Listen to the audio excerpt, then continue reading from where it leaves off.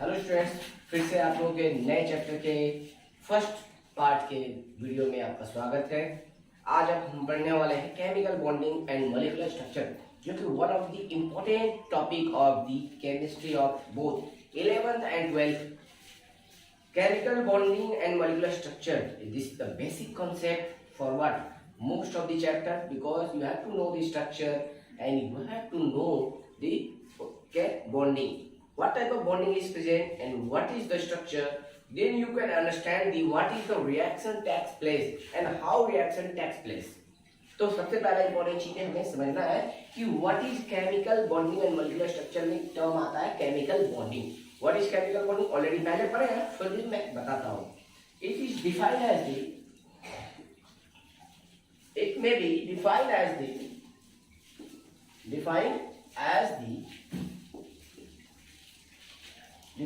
as the force of attraction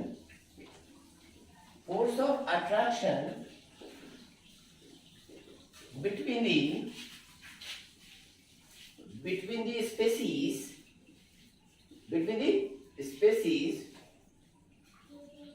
to hold them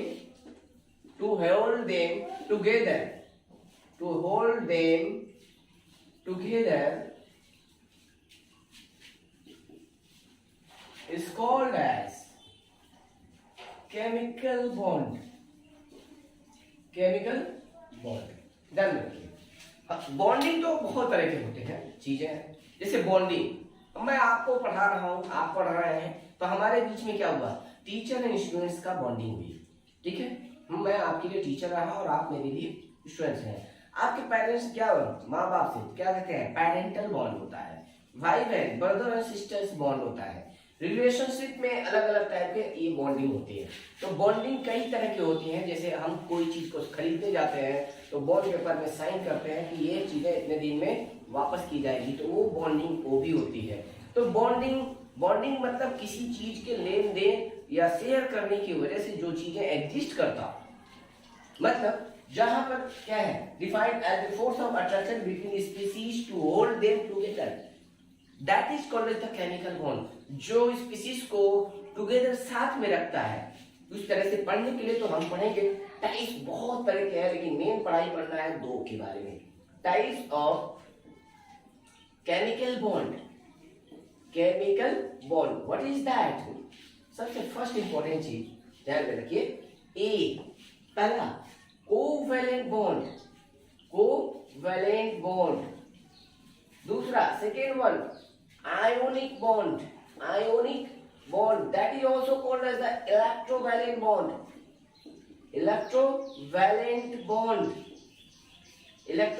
bond, C, that is the hydrogen bond,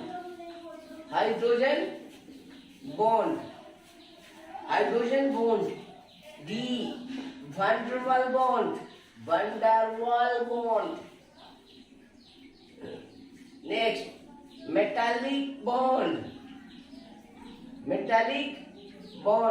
तो they are the different types of bond, but याद रखिएगा इसकी speciality ये है कि van der Waal bond ही है, लेकिन ये स्पेशल केस है। van der Waal बॉन्ड वो भी है, लेकिन स्पेशल केस है because it is the strongest van der Waal bond. मतलब स्ट्रॉन्गेस्ट लिख सकते हैं, strongest van der Waal bond. अब हम आते हैं नेक्स्ट में coordinate bond, that is also called as the covalent coordinate bond. सबसे पहले हम आते हैं what is covalent bond. Covalent क्या होता है कोवैलेंट बॉन्ड का? तो कोवैलेंट बॉन्ड के डेफिनेशन में हम जब आते हैं कोवैलेंट बॉन्ड, तो कोवैलेंट बॉन्ड का डेफिनेशन क्या कहता है? It is the mutual sharing of the electron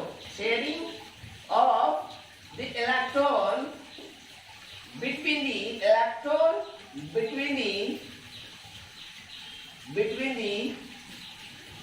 atom of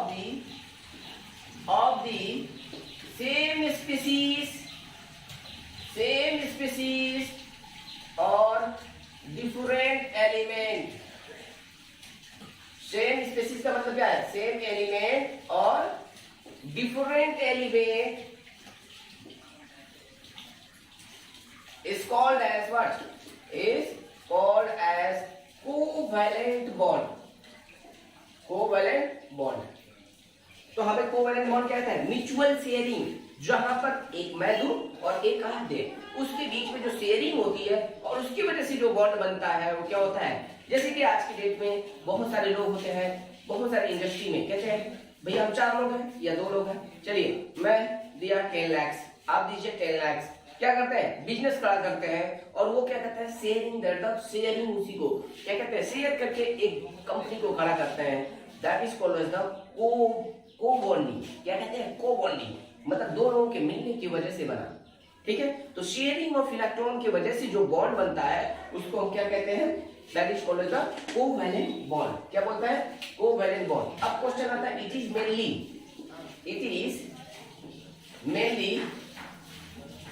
mainly formed in between the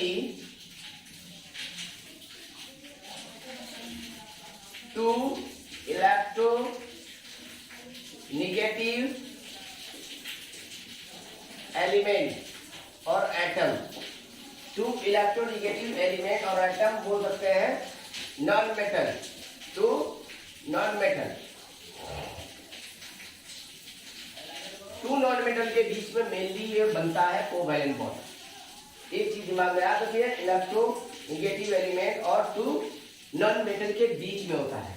अब क्वेश्चन उठता है कि कोवैलेंट बॉन्ड होता तो समझ गया है, कोवैलेंट किसके ऊपर डिपेंड करता है, कब कोवैलेंट बॉन्ड बनता है, ये डिसाइड करना। पहला फैक्टर हम आते हैं। What are the factors affecting? Factors affecting covalent bond. Covalent bond. कौन-कौन से फैक्टर अफेक्ट करते हैं? पहला first one, size of the atom. Size of the atom, atom का साइज जितना छोटा होता है, ठीक है, मतलब आसान भाषा में लिख रहा हूं, कोवैलेंट क्या है? Covalent character is inversely proportional to size of atom. Size of atom का साइज जितना ज्यादा छोटा होता है उतना ही कोवैलेंट कैरेक्टर ज्यादा होता है। इसी को बोलते हैं बहुत पोलराइजिंग पावर। पोलराइजिंग पावर मतलब शेयरिंग ऑफ इलेक्ट्रॉन उतना ही बेटर होता है जब क्या है? साइज ऑफ द एटम जितना छोटा होता है, मतलब साइज ऑफ एटम बड़ा होगा तो उसका कोवैलेंट कैरेक्टर डिक्रीज हो जाएगा। दूसरा बात आता है सेकेंड बात आता है इलेक्ट्रोनेगेटिविटी ऑफ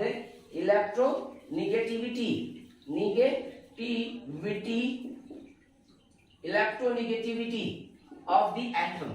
मतलब क्या है? कोवैलेंट कैरेक्टर में जल्द हम आते हैं तो कोवैलेंट कैरेक्टर क्या है? Electronegativity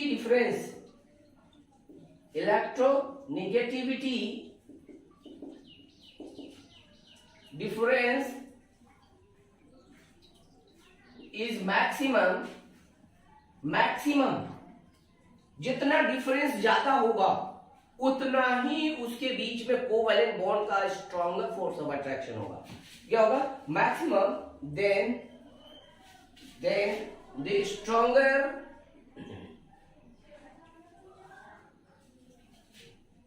then the difference is maximum then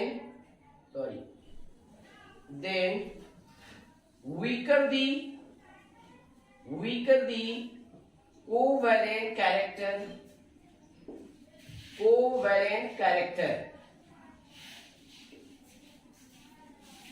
weaker the covalent, जितना इलेक्ट्रोनेगेटिविटी डिफरेंस मैक्सिमम होगा उतना ही कोवैलेंट कैरेक्टर उसका क्या होगा? कोवैलेंट कैरेक्टर आपका मिनिमम होगा। मतलब जैसे एग्जांपल के तौर पे लिखिए, जैसे मान लीजिए अगर मैं Na और Cl बनाता हूं, ठीक है, Cl का 3.0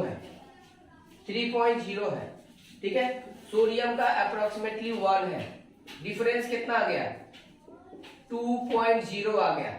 तो जहां पर ध्यान में रखिए 1.8 से ज्यादा हो जाए डिफरेंस, कौन सा इलेक्ट्रोनेगेटिविटी डिफरेंस 1.8 से ज्यादा हो जाए तो वो कैरेक्टर किस में आ जाते हैं, आयोनिक आ जाते हैं। किस में आ जाते हैं, आयनिक बॉन्ड में आ जाते हैं। तो इलेक्ट्रोनेगेटिविटी बहुत बड़ा फैक्टर है, बहुत बड़ा फैक्टर है आपका बॉन्डिंग में कि वो आयनिक होगा या कोवैलेंट होगा। तो इलेक्ट्रोनेगेटिविटी पास पास में है तो उतना ही ज्यादा क्या होगा, वो कोवैलेंट कैरेक्टर होगा। एग्जांपल के और तौर पे ले लीजिए, जैसे कि NH3 नाइट्रोजन एंड हाइड्रोजन के बीच में बॉन्डिंग हुआ, यहाँ पे लोन पेयर है, this is the NH3 structure. तो नाइट्रोजन नाइट्रोजन का क्या होता है इलेक्ट्रोनेगेटिविटी, 3.0, हाइड्रोजन का होता है 2.1। देखिए बहुत कम डिफरेंस है, 0.9 का डिफरेंस है। डिफरेंस कितना है, 0.9 का डिफरेंस है। और डिफरेंस कम होगा तो उतना ज्यादा बेटर कोवैलेंट बॉन्डिंग होगा, उतना ही कोवैलेंट कैरेक्टर ज्यादा होगा, उतना ही कोवैलेंट कैरेक्टर का परसेंटेज ज्यादा होगा। फर्स्ट ऑफ ऑल एक और बात मैं आपको बता दूं, कोई ऐसा बॉन्ड नहीं है जो 100% कोवैलेंट बॉन्ड है, कोई ऐसा बॉन्ड नहीं है जो 100% आयनिक बॉन्ड है। ये चीजें पहले बैठा लीजिए, कोई भी बॉन्ड ऐसा नहीं है जो परफेक्टली 100% आयनिक है, कोई भी बॉन्ड 100% कोवैलेंट नहीं है। ठीक है, भले ही 95 हो, 90 हो, 90 है, 97 हो, 96 हो, लेकिन 100% कोवैलेंट नहीं है। ठीक है, ये चीजें आप दिमाग में बैठा लीजिए। ठीक है, अब हम आते हैं फैक्टर। दो फैक्टर हो गए, पहला हमने साइज, दूसरा क्लियर। अब हम आते हैं तीसरा फैक्टर, इसके थर्ड फैक्टर के बारे में बात करते हैं। तीसरा फैक्टर कहता है, थर्ड फैक्टर कहता है इसका that is charge, charge on the species. ठीक है, ठीक है, चार्ज ऑन द स्पीसीज। ठीक है, अकॉर्डिंग सेडजर रूल के अनुसार तीसरा फैक्टर है charge on the species, charge on the species. Species के अंदर चार्ज कैसा है, चार्ज ऑन द स्पीसीज। ठीक है, तो चार्ज ऑन द स्पीसीज के अंदर जब बात करते हैं, ठीक है, तो यहां पर याद रखिए जितना मैक्सिमम चार्ज होगा, charge of the species increases, charge of the species increases, then the polarizing power, then the rising power, मतलब ये कि covalent character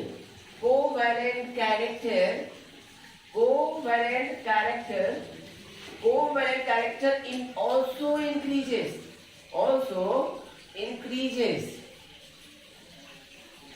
it may be positive, it may be negative, कोई भी हो। एग्जाम्पल के तौर पे मैं आपको समझा दे रहा हूं। देखिए, जैसे कि मान लीजिए हमने लिखा, कंपाउंड ले लेते हैं, कोई भी कंपाउंड आप सेलेक्ट करिए, उसके अनुसार हम ले लेते हैं। जैसे कि मान लीजिए हमने ले लिया मैग्नीशियम, ठीक है, magnesium Cl2, magnesium MgO, Mg3N2। ठीक है, अब जरा ध्यान से देखो, तीनों में मैग्नीशियम है तो मैग्नीशियम डिसाइड नहीं करेगा कि वो क्या है, किसका ज्यादा कोवैलेंट कैरेक्टर है। अब ध्यान रखिए, इसका चार्ज क्या है -1, इसका चार्ज क्या है -2, और इसका चार्ज क्या है, इसका चार्ज है -3। तो मैंने क्या बोला, the charge on the species increases, the polarizing power increases, which means the covalent character also increases। मतलब आप you can, ठीक है, tell that which one has maximum covalent character। तो जिसका चार्ज ज्यादा है, उसका पोलराइजिंग पावर ज्यादा है। मतलब कोवैलेंट कैरेक्टर, आसान भाषा में समझ सकते हो, covalent character is directly proportional to the charge on the species, charge on the species। Species के ऊपर चार्ज कैसा होता है उसके ऊपर डिपेंड करता है। Very very important.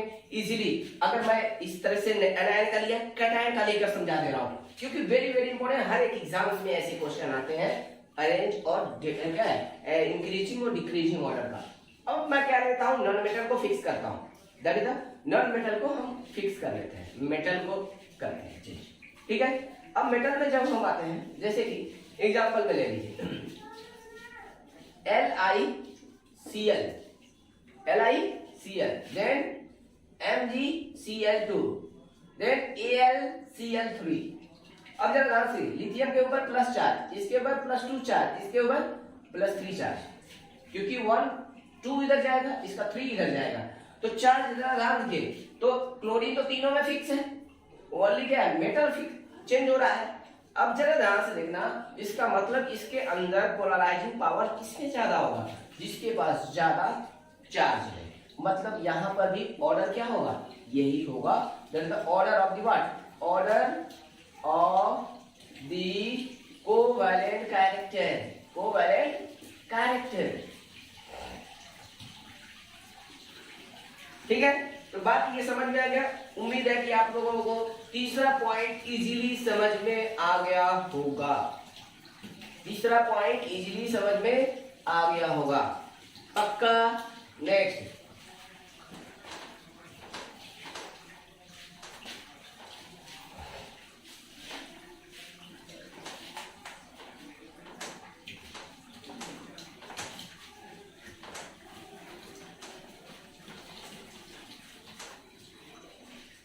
अब हम आते हैं बॉन्डिंग करके दिखाते हैं कैसे, मतलब एक एटम के अंदर जो बॉन्डिंग हो रही है कोवैलेंट बॉन्ड, वो कैसे होगी, कोवैलेंट बॉन्ड कैसे बनाता है। मेनली क्या होता है, मैंने बोला था 2 नॉन मेटल के बीच में या 2 इलेक्ट्रोनेगेटिव एटम के बीच में बॉन्डिंग होती है। अब आप बोल रहे होंगे सर ये तो मेटल है, that I know this is a metal, that exceptional cases ये भी क्या शो करते हैं, covalent character, partial covalent and partial ionic, मतलब in mean between the ionic and covalent में होते हैं, इसीलिए विचारक को क्या है, कोवैलेंट में भी पढ़ा जाता है। आगे आइए, उसके अंदर और भी डिटेल पढ़ेंगे आयनिक में, ठीक है।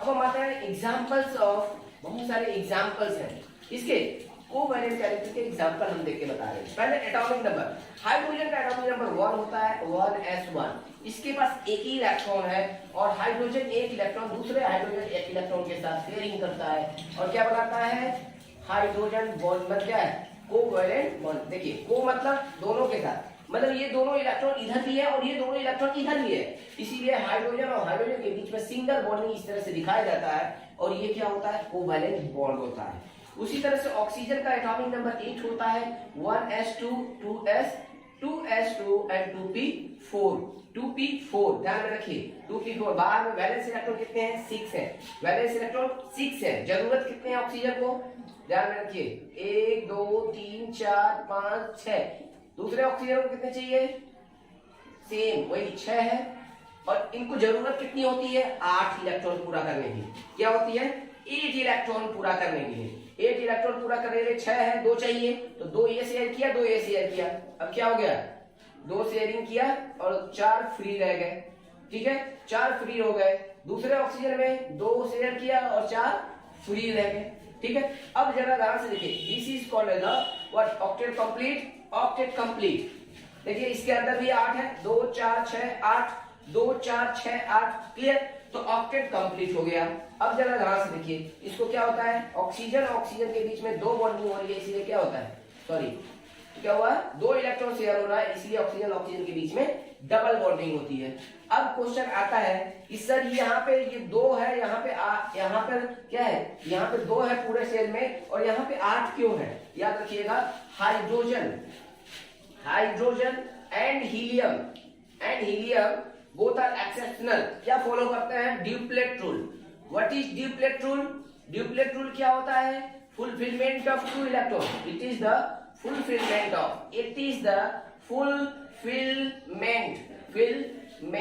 of 2 electron in their outermost shell of an atom, in their valence shell of an atom, ठीक है, is called as for its stability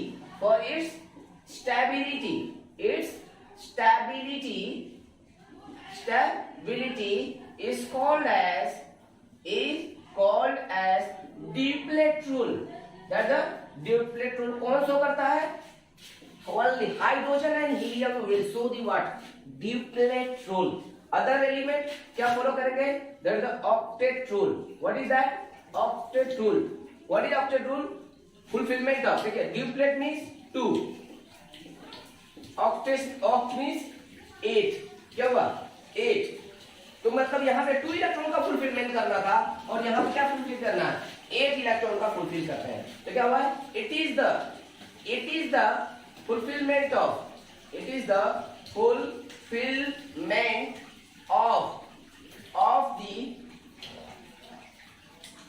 8 electrons in their outermost shell of an atom. Outermost shell of an atom. Fulfillment of atom for its stability is called as octet rule. क्या कहते हैं उसको? Octet rule कहते हैं. और ये octet rule में 8 electron पूरा करना, फुलफिलमेंट ऑफ 8 इलेक्ट्रॉन को पूरा करना. If 8 electron has been fulfilled then it is becomes stable. अब जरा ध्यान से देखिए, जो इस याद रखिए इन दोनों घेरा के अंदर होते हैं, जो शेयरिंग के अंदर होते हैं, याद रखिएगा, ठीक है. बॉन्डेड इलेक्ट्रॉन, इसको क्या कहते हैं? Bonded electron, called as the bonded electron. और जो ये बेचारे ये वाले जो दिखाई दे रहे हैं, ये जो होते हैं वो क्या होते हैं? Lone pair. क्या होते हैं? लोन पेयर मतलब free electron, non bonded electron. इसको क्या होता है? Non bonded electron. Very important, ये काम की बात याद रखिएगा, ये वेरी वेरी इंपॉर्टेंट. क्या? बॉन्डेड इलेक्ट्रॉन, जो इन दोनों के बीच में शेयरिंग हुआ, बॉन्डेड इलेक्ट्रॉन. और ये जो फ्री रहे उसको क्या बोलते हैं? Non bonded electron. ठीक है. तो ये रहा हाउ कोवेलेंट बॉन्ड फॉर्म, कैसे बनता है, ये तरीका हमने बताया. और मेनली किसके बीच में बनता है? Between the two non metal. Mainly it form between the two non metal. Again and again I am telling that. What is that? It form between two non metal. एक और एग्जांपल मैं दे रहा हूं. Nitrogen का atomic number कितना है? 7 है. 1s2 2s2 and 2p3. कितना हो गया? बैलेंस इलेक्ट्रॉन 5 है. तो नाइट्रोजन के पास क्या हो गया? 3 है. 5 है. 5 है. कितना चाहिए? 8 पूरा करने के लिए क्या चाहिए? 8 पूरा करने के लिए 3 चाहिए. अब जरा ध्यान से देखो, 3 शेयर करेगा और 2 फ्री रहेगा. दूसरा नाइट्रोजन भी क्या है? 3 शेयर करेगा. ठीक है. और ये क्या बन जाएगा? नाइट्रोजन 1 2 3 1 2 3. नाइट्रोजन 1 2 1 2. Octet complete. ध्यान से देखिए, ऑक्टेट कंप्लीट. और कितना? नाइट्रोजन और नाइट्रोजन के बीच में 3 इलेक्ट्रॉन शेयर हुआ.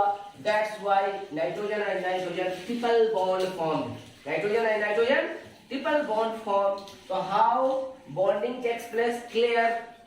जहां पे 1 इलेक्ट्रॉन की कमी है तो सिंगल बॉन्ड, जहां पे 2 की कमी है तो डबल बॉन्ड, जहां पे 3 की कमी है तो ट्रिपल बॉन्ड, और जहां पे 4 की कमी है तो 4 बॉन्ड बनाता है.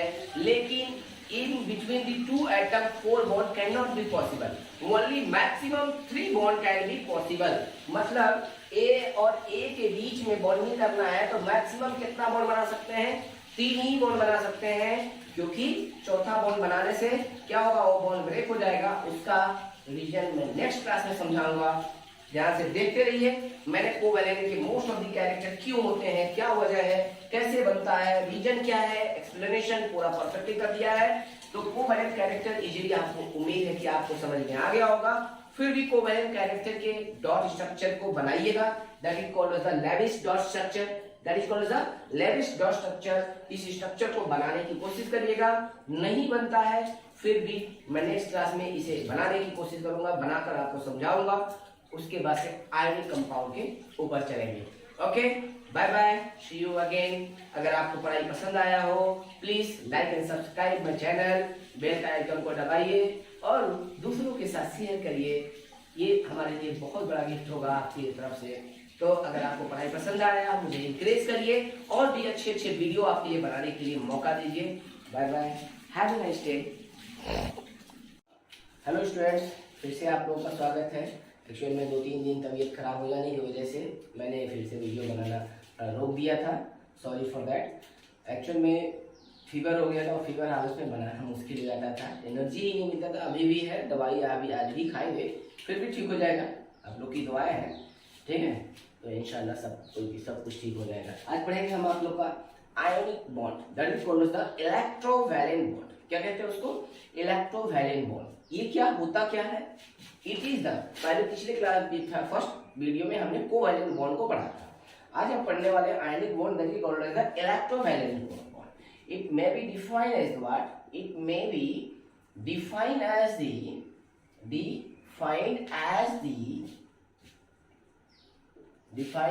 the electrostatic force of attraction.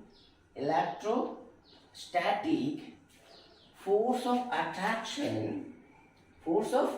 attraction between the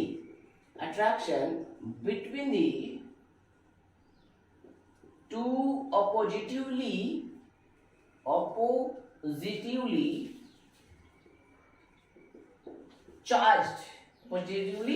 charged ions.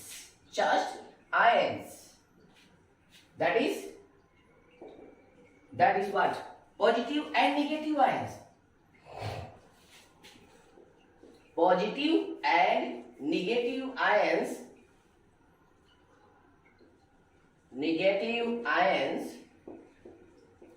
is termed as ionic bond, और बोल सकते हैं that is electrovalent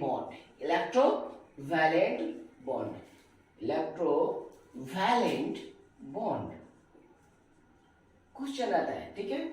Ionic bond, the bond which is formed by the two oppositively charged ions, positive and negative ion. जैसे कि Na plus and Cl minus के बीच में जो बनता है बॉन्ड, तो हम उसे कहते हैं क्या? NaCl, that is ionic. इनके बीच में जो फोर्स लगेगा, जो इनके बीच में जो चार्ज डेवलप होगा, उसको बोलते हैं आयोनिक बॉन्ड। और force that is called the ionic force of attraction. अब क्वेश्चन होता है आयोनिक बॉन्ड, तो सब बता दिए, सब that is the ionic bond, हमें समझ में आ गया। लेकिन क्वेश्चन होता है क्या क्या फैक्टर है जो कि आयोनिक बॉन्ड को इफेक्ट करता है। फैक्टर अफेक्टिंग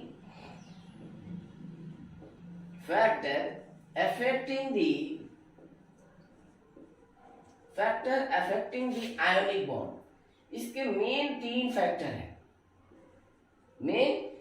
फैक्टर है। First, ionization enthalpy.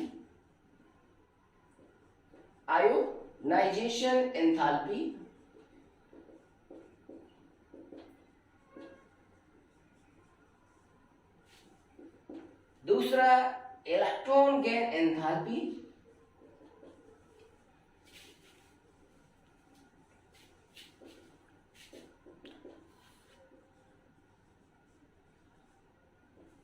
A third one is the lattice enthalpy.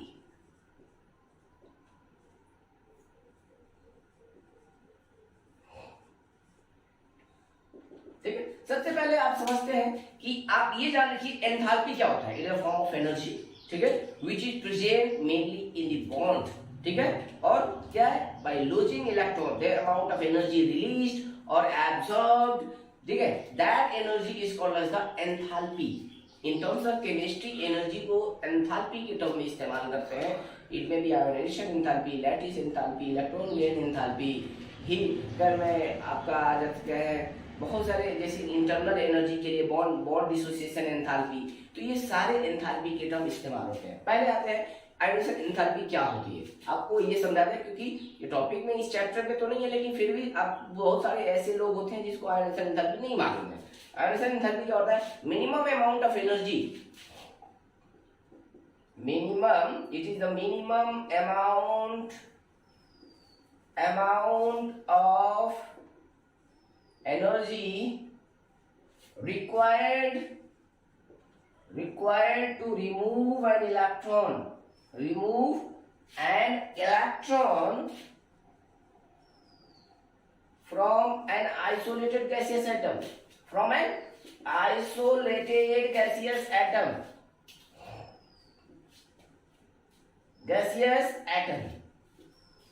एक आइसोलेटेड गैसियस एटम से इलेक्ट्रॉन को निकालने के लिए जो एनर्जी लगता है, जो मिनिमम एनर्जी देते हैं उस इलेक्ट्रॉन को निकालने के लिए, उसी को क्या कहते हैं हम? आयोनाइजेशन एंथैल्पी कहते हैं। जैसे कि एग्जांपल में सोडियम है 281 पढ़ते हो, इलेक्ट्रॉनिक कन्फिग्रेशन 10th वाला स्टैंडर्ड बता रहा हूँ कि इजीली समझ में आया। वन है वैलेंस इलेक्ट्रॉन, तो ये having ability to one electron use किया और ये क्या बन गया? Na+ गैसियस भाई 1 इलेक्ट्रॉन। तो गैसियस आइसोलेटेड मतलब सिंगल एटम, गैसियस मतलब वो स्टेट गैसियस होना चाहिए। ये मत सोचिएगा कि सोडियम क्या है सॉलिड होता है तो सर फिर गैसियस में कैसे लिखे? एक एटम की बात हो रही है, तो एटम की बात होने का मतलब क्या है? वो कौन सी स्टेट में होगा? गैसियस स्टेट में होगा। तो क्या हुआ? एक इलेक्ट्रॉन को निकालने के लिए जो एनर्जी हमें यहाँ पर दिए, जो एंथैल्पी हमने जो यहाँ पे दिया, उस एंथैल्पी को क्या कहते हैं? Ionisation enthalpy. जितना एनर्जी एब्जॉर्ब हुआ, जितना एनर्जी चाहिए उसको निकालने के लिए, उसी को हम कहते हैं ionisation enthalpy. What is electron gain enthalpy? इसको डिनोट करते हैं डेल्टा EgH को, और इसको बोलते हैं डेल्टा IEH। ठीक है, नेक्स्ट इलेक्ट्रॉन गेन एंथैल्पी क्या है? It is the enthalpy change, enthalpy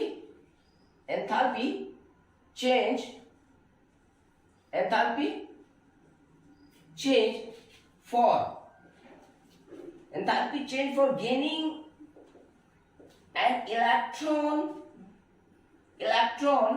by an isolated gaseous atom to form the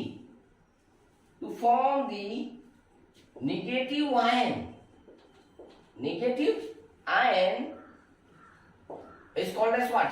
Negative ion is called as the electron gain enthalpy। जैसे एग्जांपल के तौर पे देखिए chlorine 287, it will accept 1 electron because octet toll के लिए 8 की जरूरत होती है, तो that's why it will gain 1 electron।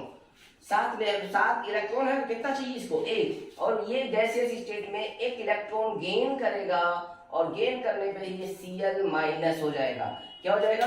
Cl- हो जाएगा। और Cl- हुआ, इलेक्ट्रॉन क्या हो गया? माइनस हुआ, मतलब एनर्जी रिलीज करता है। इस केस में एनर्जी रिलीज होता है। तो अब जरा ध्यान से, तो डिपेंड करता है कि इलेक्ट्रॉन कब गेन करेगा, लूज करेगा। जैसे कि जहां पर लेना नहीं चाहता है, जबरदस्ती हम इलेक्ट्रॉन को देते हैं, तो उस केस में एनर्जी पॉजिटिव होगा। और जहां पे वो इलेक्ट्रॉन को लेना चाहता है इजीली, तो उस केस में एक्सोथर्मिक होगा, एनर्जी रिलीज होगा। वो बात की बात है, बस समझना है इलेक्ट्रॉन गेन एंथैल्पी क्या होता है। इलेक्ट्रॉन को गेन करने के लिए जो एनर्जी चाहिए, that is called as the what? वो एनर्जी या तो रिलीज होगा या तो एब्जॉर्ब होगा, उसी को हम क्या कहते हैं? नेगेटिव आयन बनाने के लिए, that is electron gain enthalpy. What is the lattice enthalpy? Lattice enthalpy जो होता है, डेल्टा लैटिस इस्तेमाल करते हैं। What is lattice enthalpy? It is the amount of energy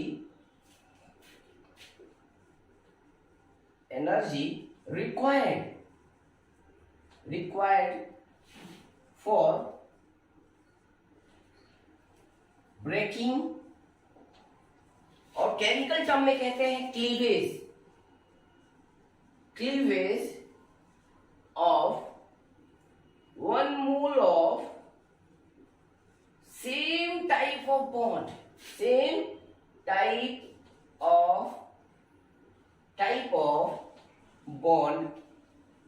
ध्यान में रखिएगा, ब्रेकिंग क्लीवेज।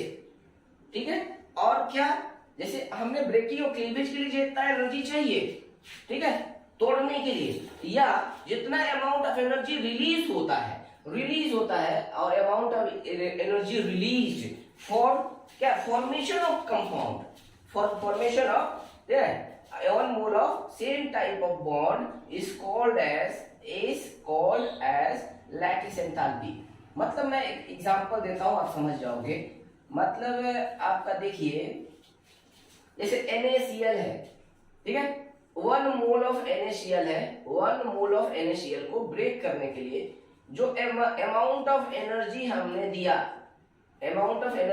दिया उसको तोड़ने के लिए, तो Na प्लस गैसियस और Cl माइनस गैसियस आयन में कन्वर्ट करने के लिए, तो उसको उसके आइसोलेटेड फॉर्म गैसियस आयन में कन्वर्ट करने के लिए जो एनर्जी दिए उसको हम क्या कहते हैं? Lattice enthalpy. क्या कहते हैं? Lattice enthalpy. तो ये 3 फैक्टर इफेक्ट करते हैं। अब कैसे इफेक्ट करते हैं उस बात को हम समझा देते हैं। ये तीनों बात आपको समझ में आ गया। इलेक्ट्रॉन को लूज करने के लिए जो एनर्जी चाहिए उसको आयोनाइजेशन एंथैल्पी मिनिमम, ठीक है। इलेक्ट्रॉन गेन के लिए जो इलेक्ट्रॉन एनर्जी चाहिए, चाहे वो लूज करे या गेन करे, तो उसको बोलते हैं इलेक्ट्रॉन गेन एंथैल्पी। और जहां पर दोनों आयन को मिलाने के लिए एनर्जी चाहिए, मतलब यहां पर तोड़ने के लिए चाहिए, मतलब Na plus Cl minus gaseous को मिलने से क्या बनेगा? NaCl का फॉर्मेशन होगा, NaCl का फॉर्मेशन होगा। और इसमें जो एनर्जी क्या होगा? आपका एनर्जी क्या होगा? यूटिलाइज्ड होगा, एनर्जी यूटिलाइज होगा। और जब एनर्जी जो यूटिलाइज होगा उसको हम क्या बोलेंगे? ठीक है, या एनर्जी जो रिलीज होगा, यूटिलाइज हो या रिलीज हो, तो उसको हम क्या कहते हैं? That is the lattice enthalpy. 2 ion को जोड़ने के लिए जो एनर्जी चेंज होता है हम उसे क्या कहते हैं? That is lattice enthalpy. Either breaking करने के लिए हो या फॉर्मेशन करने के लिए हो, सेम एनर्जी होता है, इसीलिए उसका नाम क्या दिया गया है? Lattice enthalpy. That is for the formation of 1 mole of same kind of bond, एक तरह के बॉन्ड को जोड़ने के लिए, तोड़ने के लिए, ठीक है, इनटू देयर आयन। तब मैं अगर ऐड करना चाहते हैं तो ऐड इनटू देयर आयन बनाने के लिए, that is called lattice enthalpy, है ना। अब हम आते हैं, हो गया। तो अब आगे देखिए, नेक्स्ट आते हैं कि इसको फैक्टर कैसे इफेक्ट करता है आयनिक बॉन्ड में। आयन बॉन्ड में कैसे इफेक्ट करता है उस चीजों को हम समझाते हैं आपको।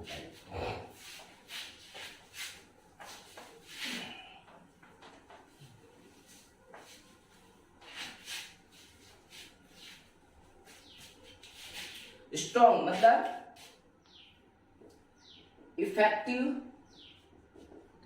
इफेक्टिव आयनिक बॉन्ड होने के लिए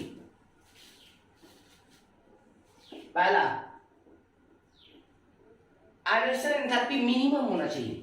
मिनिमम आयोनाइजेशन एंथैल्पी, IE मतलब ionisation enthalpy, then the stronger will be the ionic bond। इसका मतलब electrostatic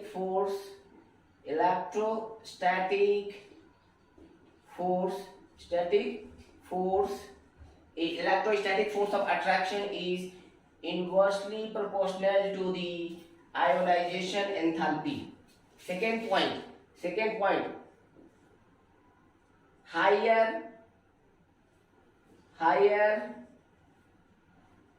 electron gain enthalpy, EGH, electron gain enthalpy, if higher is the negative electron gain enthalpy, then stronger will be the ionic bond।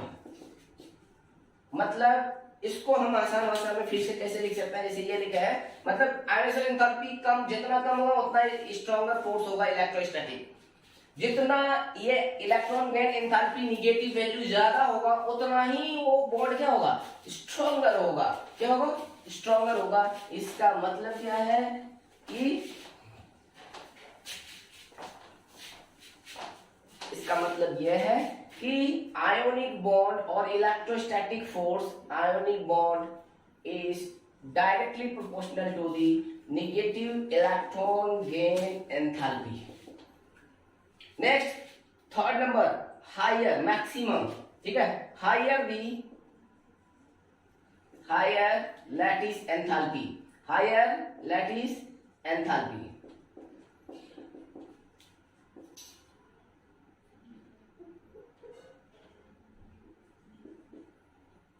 Enthalpy, higher lattice enthalpy, मतलब जितना ज्यादा enthalpy उसका ज्यादा होगा, ठीक है। If lattice enthalpy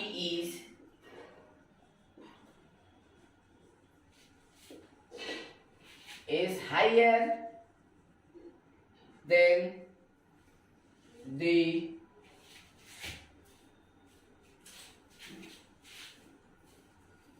stronger will be the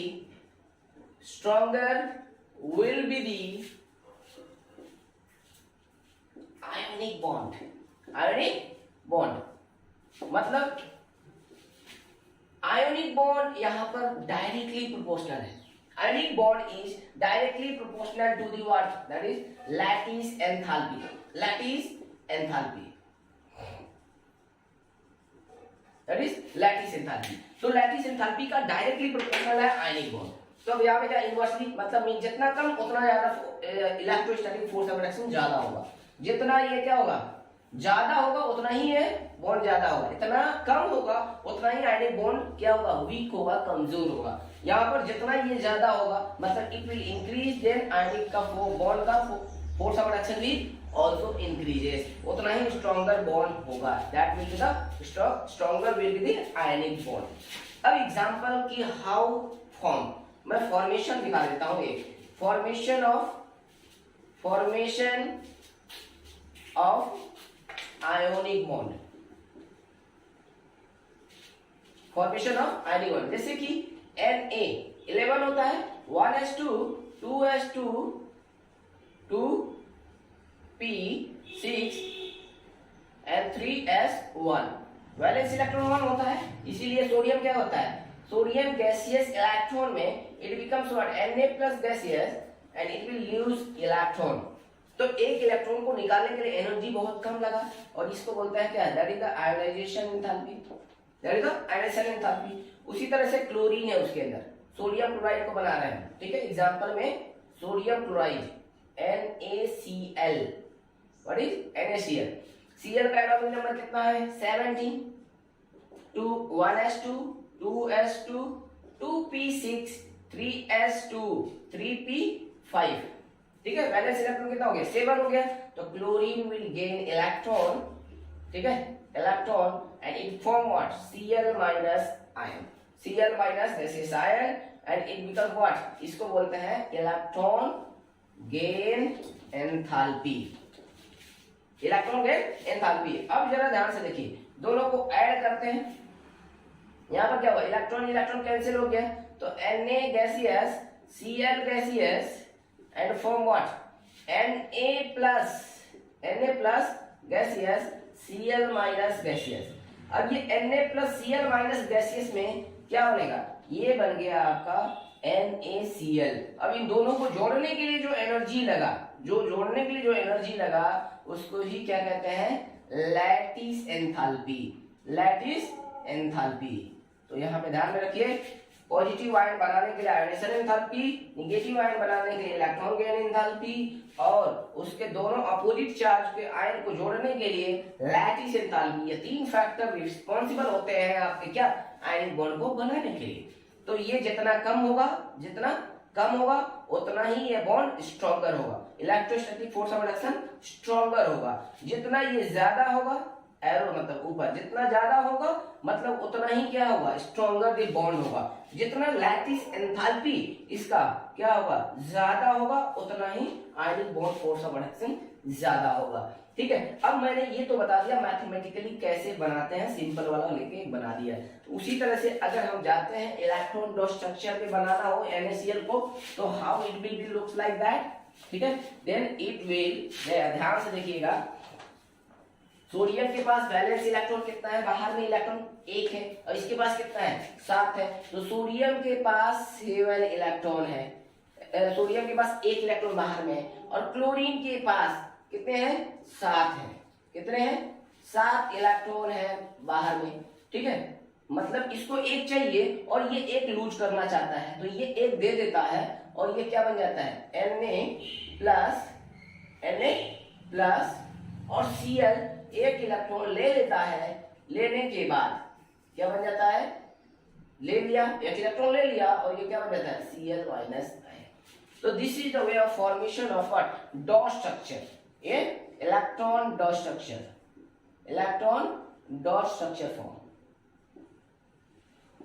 तो ionic bond को फॉर्मेशन को ऐसे शो करते हैं।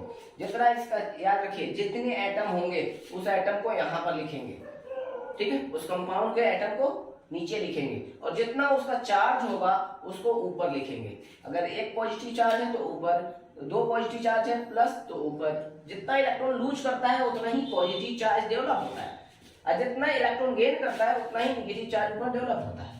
ये चीज और दिमाग में रख लीजिए, ठीक है। तो उम्मीद है कि आप लोगों का आयनाइजेशन एंथैल्पी क्या होता है एंड हाउ इट फॉर्म, ठीक है, क्लियरली समझ में आ गया होगा। Very very important concept to understand the chemical bonding and molecular structure, ठीक है। आयनिक बॉन्ड का बहुत बड़ा रोल होता है और इसकी प्रॉपर्टीज तो ऑलरेडी आप लोग पढ़े हैं, फिर भी अगर जरूरत पड़ेगा तो आगे चल के हम पढ़ाएंगे, ठीक है। तो आयनिक बॉन्ड क्या होता है and how it form and what are the factor affecting the ionic bond, that is it, ठीक है। अगर आपको पढ़ाई पसंद आया हो please like and subscribe my channel and also forward others and tell them to subscribe it. Thank you. Thanks.